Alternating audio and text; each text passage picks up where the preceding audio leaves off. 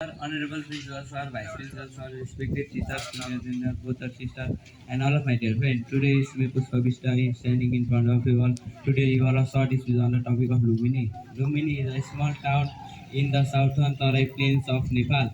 It is the birthplace of Lord Buddha, who is the founder of Buddhism, and it's called the Light of Asia. There are many temples, stupas, and monasteries that preserve the ancient ruins of Lumini.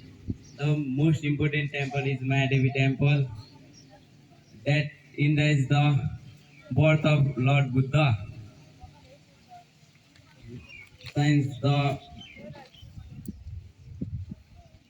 since the birth of Buddha, Lumini has been a holy pilgrimage site, and the other most important sites is Ashok Pillar near the temple. It is protected by a small fence.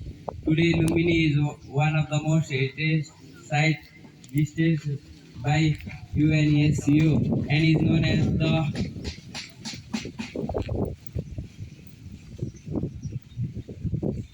the pilgrimage destination of millions of Buddhists and other tourists and researchers. Thank you and have a nice day.